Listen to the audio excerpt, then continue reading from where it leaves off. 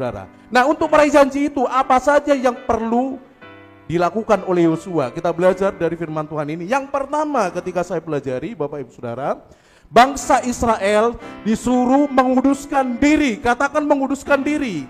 Menguduskan diri. Sekali lagi menguduskan diri. Menguduskan diri. Kita baca ayatnya Bapak Ibu Saudara. Yosua 3 ayat yang kelima. Yosua 3 ayat yang kelima, tolong dibacakan Pak Ilmi. Yosua 3 ayat 5. Berkatalah Yosua kepada bangsa itu, kuduskanlah dirimu, sebab besok Tuhan akan melakukan perbuatan yang ajaib di antara kamu. Yes, Bapak Ibu Saudara, dikatakan di situ kuduskanlah dirimu. Ada sebuah perintah, katakan ada sebuah perintah. Katakan ada sebuah perintah. Ada sebuah perintah. Dikatakan di situ kuduskanlah dirimu karena apa Bapak Ibu Saudara?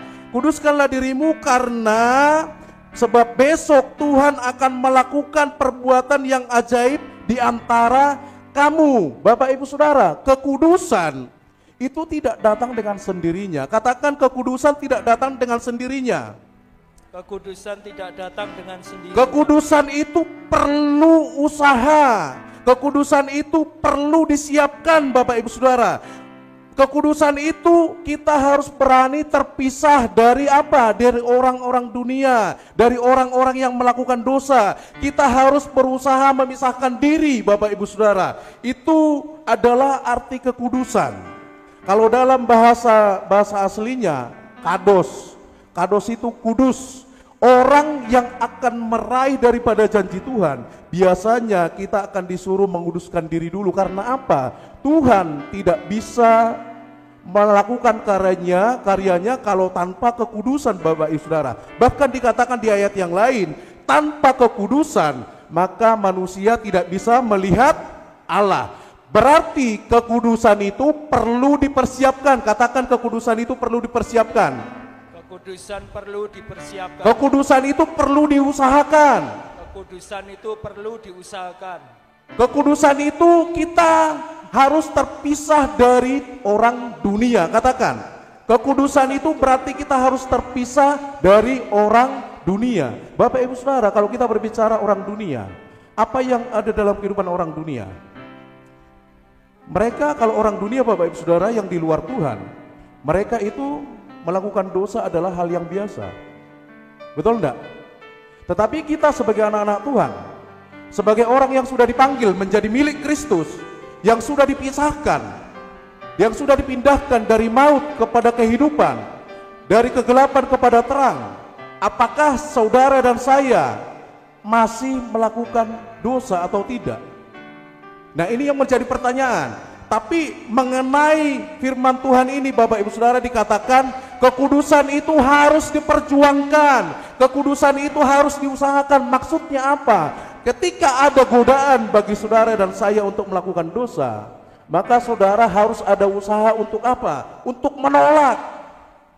Ada usaha untuk apa? Untuk tidak mau terlibat dengan orang-orang dunia Bapak Ibu Saudara. Kita harus mengusahakan supaya kita hidup kudus di hadapan Tuhan. Nah, Bapak Ibu Saudara, bagaimana caranya supaya kita bisa hidup kudus?